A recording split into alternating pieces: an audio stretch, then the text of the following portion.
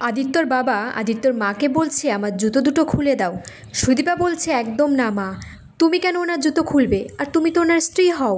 অংশুমান বলছে এই মেয়ে, তোমার এত বড় সাহস হয় কি করে। সুদীপা বলছে মা কিন্তু আপনার জুতো খুলে দেবে না।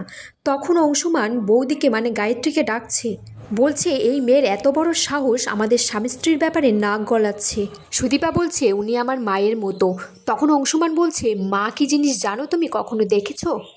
গায়ত্রী বলছে ইন্দিরা, অংশু যা বলছে তাই করো, কি সমস্যা তোমার? সুদীপা বলছে একজন স্ত্রী তার স্বামীর জুতো কেন খুলে দেবে বড় মা? তখন গায়ত্রী বলছে সুদীপা, তোমার নারীবাদী তুমি শুরু করতে গেলে কেন? অংশুমান ইন্দিরাকে মারতে গেলে আদিত্য তার হাতটা ধরে বলে বাবা এটা তুমি ঠিক করছো না।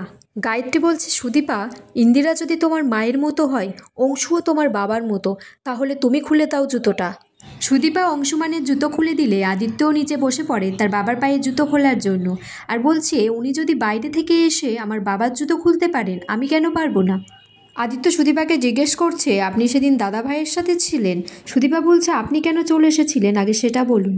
অংশুমান বলছে আমাকে জানতে হবে সুদীপা সারা রাত বাড়ির বাইরে কোথায় ছিল। রিতম আর রুডি সেখানে আসে, আর রিতম বলছে আসলে ও পিজিতে ছিল। তখন আদিত্য বলছে আপনার কাছে কি কেউ কিছু জানতে চেয়েছে? রুডি বলছে আমরা তো খালি পরমার সাথে দেখা করতে এসেছি। পরমাকে একটা ফুলের বুকে দেয় আর বলে যে তুমি তাড়াতাড়ি সুস্থ হয়ে ওঠো।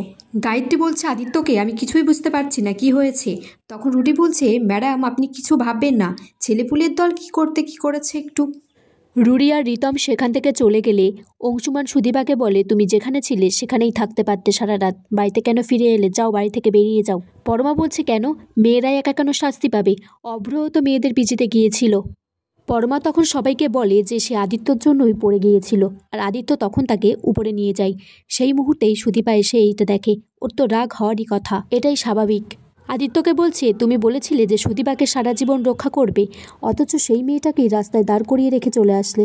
পরমা বলছে সব দোষ সব কলঙ্ক আমাদের, তাই না মা? অন্তত আমি সন্দেহবাতিক লোকটার সাথে থাকতে পারবো না।